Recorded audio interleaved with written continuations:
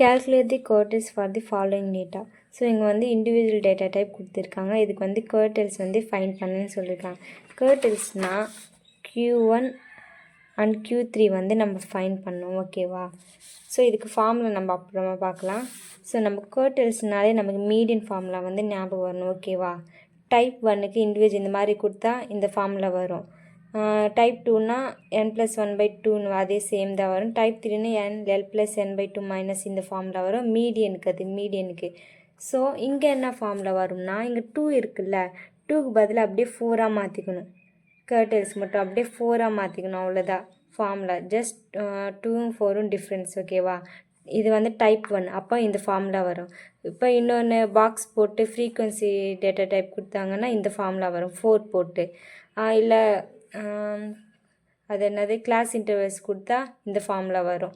கர்டில்ஸ்க்கு மட்டும் Q1க்கு. ஓகேவா? So கர்டில்ஸ்னால median formula ஞாபகம் வரணும். 2 வந்து 4ஆக சேஞ்ச் பண்ணிக்கணும்.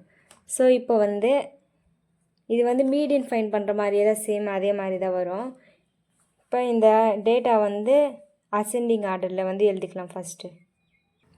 இப்போ வந்து இது அசெண்டிங் ஆர்டரில் வந்து எழுதிட்டோம். இப்போ வந்து Q1 ஃபார்முலா வந்து எழுதிக்கலாம். Q1 வந்து இப்போ இது வந்து டைப் 1. ஓகேவா? Individual data type. அதுக்கு ஃபார்முலா என்ன வரும்? n+1/4 OBSன்னு வரும். ஓகேவா? நார்மலாக மீடியன் எப்படி ஃபைண்ட் பண்ணுறோம் அதே மாதிரி தான், ஆனால் இங்கே 4 மட்டும் வரும்.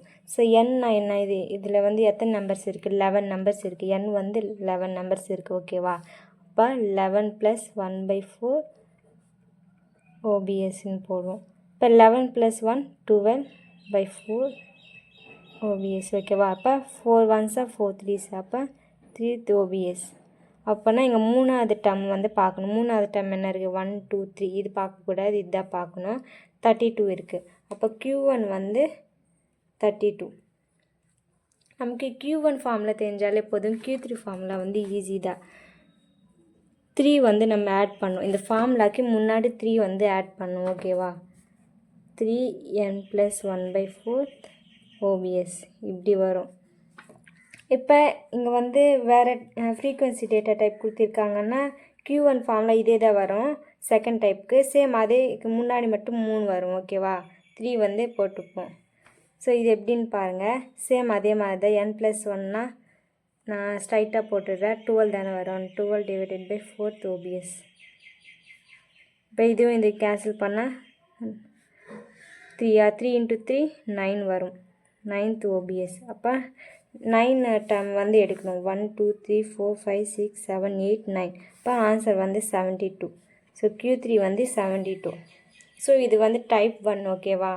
டைப் 1க்கு இந்த ஃபார்முலா. டைப் 2க்கும் சேம் இதே ஃபார்முலா தான் வரும். First and third கர்டில். ஸோ இது வந்து Q1 Q3 வந்து ஃபைண்ட் பண்ணும்.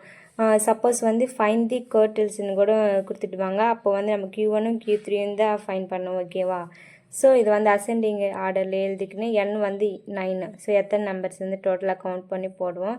ஃபஸ்ட் டைப் அதனால இந்த ஃபார்முலா யூஸ் பண்ணுறோம். யூஸ் பண்ணி இங்கே வந்து 2.5 வருது. 2.5 வந்தால் 3 நம்பர் எடுத்துக்கோங்க. ஓகேவா? சப்போஸ் 2 OBS வந்துச்சுன்னா செகண்ட் டேர்ம் எடுத்துக்கோங்க. இங்கே வந்து 7.5. அப்போ 8 நம்பர்ஸ் எடுத்துக்கலாம். 1 2 3 4 5 6 7 8. அப்போ 31 வந்து எழுதிக்கலாம்.